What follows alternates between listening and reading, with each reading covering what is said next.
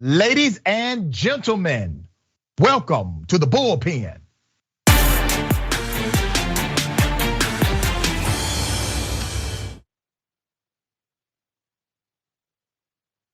In the Bullpen today, we have Miss Justine Murray, Miss Northern Lights, also Turning Point USA ambassador, extensive resume that includes working as a New York campus correspondent, booking assistant at One America News, and she previously served at the White House as an intern for former President Mike Pence, former Vice President Mike Pence. Justine, welcome to Indisputable. How are you? Hi, Dr. Richey. Thank you for having me. I'm doing well. Thank you for being here. Okay, I find it fascinating that you actually worked under the leadership of Mike Pence. And so I'm going to start there. Mike Pence has been back in the news lately because he says very clearly that President Donald Trump was wrong. It took him a while to say this, but he's saying emphatically, listen, I had no constitutional right to overturn the election. I don't care what Trump has said. What are your thoughts? I don't want to presume what you know or believe about the Constitution and Mike Pence's statement. So what are your thoughts about that? And I will respond. Right. I agree that there was some voter fraud, and the voter fraud that was there, that does need to be addressed, but it didn't seem to result in actually overturning the election. So there wasn't enough to change the election around. And the vice president felt it wasn't in his position or his power to do that. So the vice president is a very good man. I had the honor of interning for him under the White House, and some people disagree, and that's okay. But you know what, Justine, is not okay. Let me tell you why it's not okay. We're talking about democracy and we're literally arguing and debating a fact. I'm not talking about with you. What you just said, I can live with. I'm talking about individuals who would demonize a Mike Pence. And I'm no Mike Pence political fan. I never have been, all right? I wasn't a fan of his before he became vice president because I have policy differences with the guy. But at the end of the day, he stated a fact. And the fact is, based on the Constitution, the 12th Amendment, the vice president only has a role to announce the winner after opening the envelopes from the various states and announcing the winner based on the Electoral College. It is a ceremonial role. He does this because he is the president of the Senate. Naturally, if he is not available, there's another who will be president of the Senate. And then under the Electoral College Act, which was passed in 1887, it lays out the very specific and detailed framework that Congress is only allowed to certify a presidential election. So this is a fact. These are facts, right? But there are those on your side, and I say your side, meaning conservatives, who will demonize a Mike Pence. I can't believe I'm kind of defending Mike Pence, but who would demonize him as a human being because he's standing next to a fact. The fact should speak for itself. Nobody should have to defend it, but it's a fact. So why do you think the party has created a narrative where they dismiss the facts and they insert their personal feelings, and we should all be okay with that? You could say that about any issue with either party. I want to go back on when you said it's not okay that some people disagree that the vice president is a good man. And I wanted to actually ask you, what do you mean by that? It's not okay. Everybody has the right to their opinions and their speech. And I could say that it's not okay that many in the media justified the violent riots over the summer, over the summer of 2019, 2020 with BLM, saying that, oh, well, some people have the right to commit violence. I could say I never heard that, but let me answer your question because you did pose a direct question to me. I think you misunderstood my sentiment. What I said was not what was not all right, it was not okay. That literally we have transformed facts into opinions. That's the part that's not okay with me. It is a fact that the Constitution does not give the authority to the vice president to overturn an election. That's a fact. It's not okay with me that a fact is now debatable. That's not okay. And I hope you would agree with me that it is a fact that the Constitution does not empower the vice president to overturn democracy, correct? As I said in my introduction, I do agree with that. Okay, so it's a problem when people will take a fact, manipulate it to others, misrepresent it, and then demonize individuals who simply stand up for truth and facts, right? That's a problem. I think that there's a problem when people misconstrue. Well, you agree with me then? I would agree that there's a problem when people misconstrue facts, but they have the right to say it. I'm not talking about their right. Come on now. I'm not the government and I'm not limiting their right to say it. Just as much as they have the right to say it, I have a right to respond and say it's dumb, stupid, and idiotic, illogical. I have the right to say that as well. So my point to you is not about their right to proclaim misinformation, but it's not okay. What's my point? It's not okay. And can you share with me some examples of you said people attacking the vice president? So do you mean when people? Okay, I'll share one example. When they were running around during the terrorist attack on January 6th, saying hang Mike Pence. How about that one? I would say that most people condemn that. Most people. Yeah, but I'm talking about the people that said it. They were conservative. They were Trump supporters. The people who said that were on your team. They vote your way. They believe in your policies. So those are the people I'm talking about. That's a problem, correct? You work for Mike Pence. Stand up for the guy. Those people, the radicals like that, yes. And I would say that most conservatives condemn those people. You have crazies on all sides of the political spectrum. And I would say that most normal people condemn those crazies. And of course. Let me ask you this. When you say most normal people, remember, normal is always very subjective to what's normative in that era. About 10 years ago, 11% of Republicans said violence is necessary in order to retain democracy. 11%, okay? We consider that to be a number very high. We said, wow, 11%. You know what it is today? It's damn near 50%. Almost 50% of Republicans. We're not talking about people you would determine to be extremists, but Republicans are saying that violence may be necessary in order to retain and protect democracy.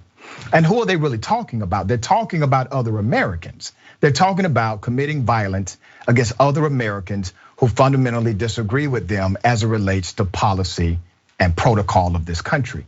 That's problematic. And you don't see a similar movement. You can say, hey, there's extremism on both sides, but you don't see that same kind of movement on the left as it relates to everyday voters who vote left-leaning. You see this kind of sectarian violence, I will call it that because that's what it is, perpetrated primarily by those on the right. Can I would like to ask you where you got that statistic from. Where's the source? Pew Research 2021. So it seems like I would like the full context of that. What other context should it be? Well, there's a difference between one study that says, well, these people who polled a certain way, they believe they stated this. They stated that violence is okay if that's actually true, versus going out and committing violence. You had one nasty attack on January 6th, but let's compare that. It was a terrorist attack, correct? I don't think it amounts to the level of terrorism. What's the definition of terrorism? Do you know? I think that there were rowdy people who. Rowdy people. What's the definition of terrorism? Justine, I'm asking this sincerely. What is the definition of terrorism?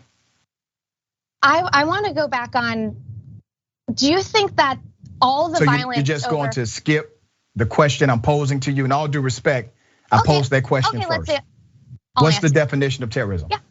Terrorism is the act of violence, the act of intentionally hurting someone or a group of people for political purposes. Right. But so was that an act of terrorism on January 6th based on the definition you just gave us? It started off as a protest that got out of hand. Ma'am, you just gave us the definition of terrorism, and you are correct. That is the definition of terrorism. That's the working definition. Based on your own definition of terrorism, was it terrorism what happened on January 6th to overthrow a presidential election and to do acts of violence and criminality on federal government property to disrupt a constitutionally mandated process? Is that not textbook terrorism? I'm not sure if you're getting my point. No, I'm not sure if you're getting mine, ma'am.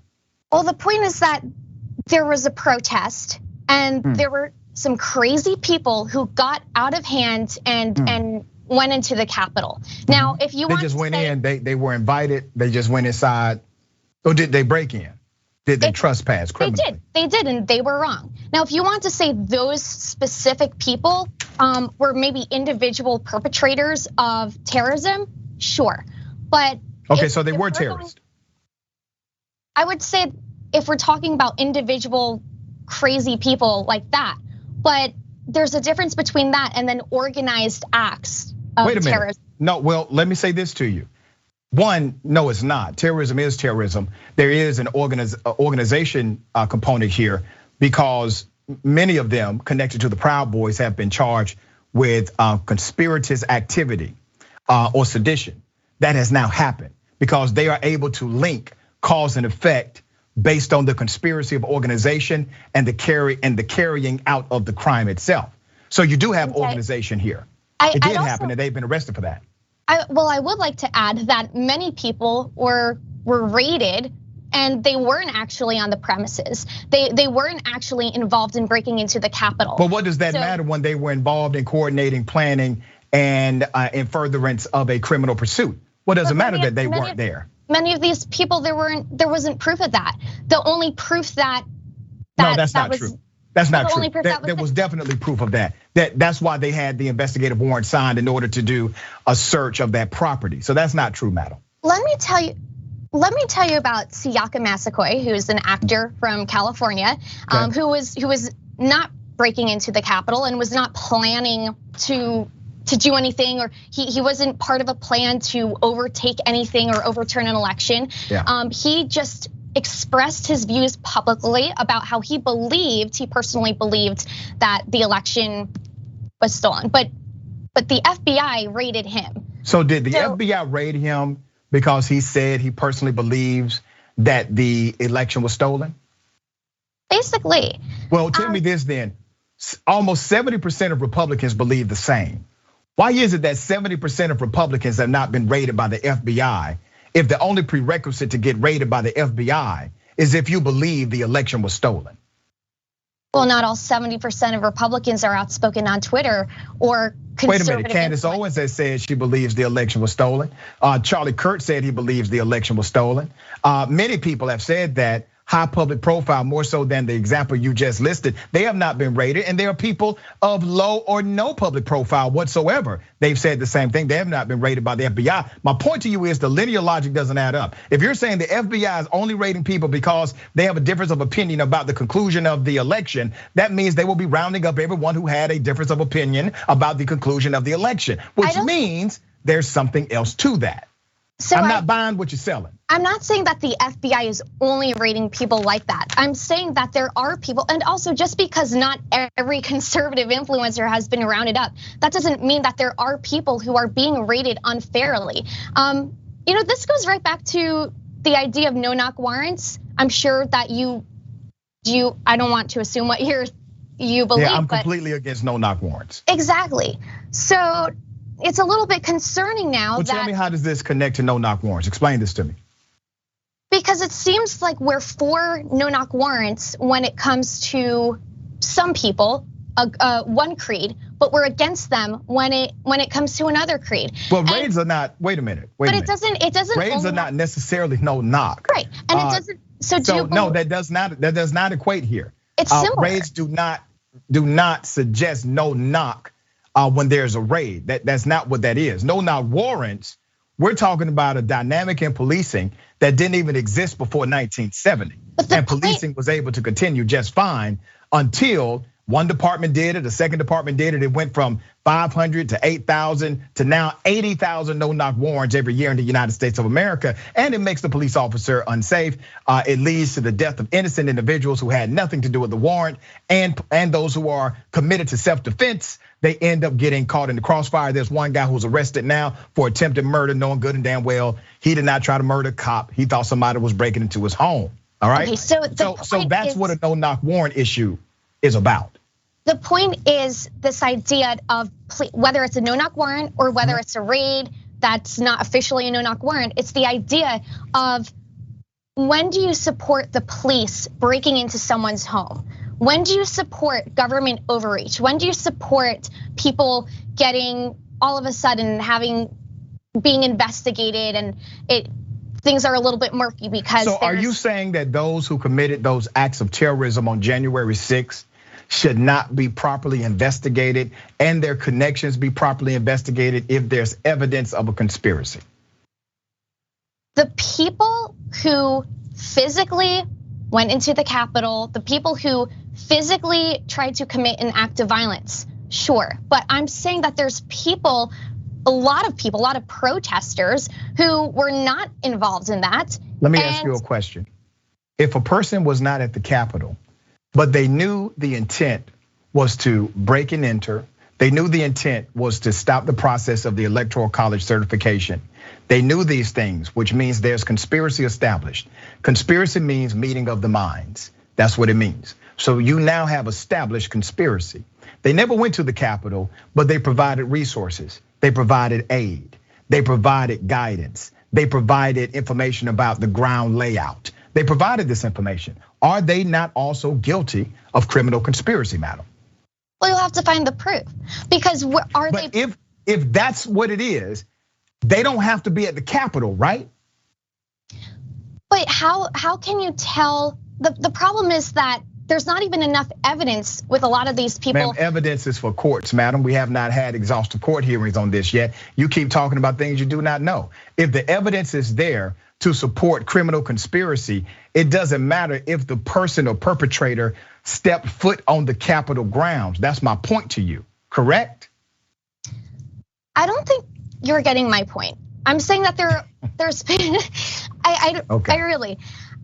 there's people who, how can you, so someone who tweets something on Twitter, they believe the election is stolen, or they're outspoken, they have a podcast, then they talk about the election being stolen, or maybe that they want to protest. They don't say violently, they don't talk about planning to break in anywhere. Okay. And the FBI goes after those people without outright proof that they were actually helping plan. All right, so let me say this. I don't believe your narrative. I'm not picking up what you're putting down. Maybe the tweet is the public part, and there's other dynamics of the investigation you are unaware of, because once again, evidence is for court, right? You don't show all the cards in the beginning. But I want to say this to you because I think there's some hope here for you. And I say this in all due respect. You work for Mike Pence, okay? I disagree with this guy on 99% of policy and politics. But he did stand for America. He stood up for America when he said, no, I will not create a constitutional crisis and overturn the results of an election. Trump, if he gets back in office, he's going to pick a vice president that would do exactly that if he told him to. You know that, right? Well, we'll have to see what happens. Okay. I don't want to gamble with democracy like that. Okay, well, I appreciate you. Thank you so much for being on the show. Thank you for having me. Absolutely.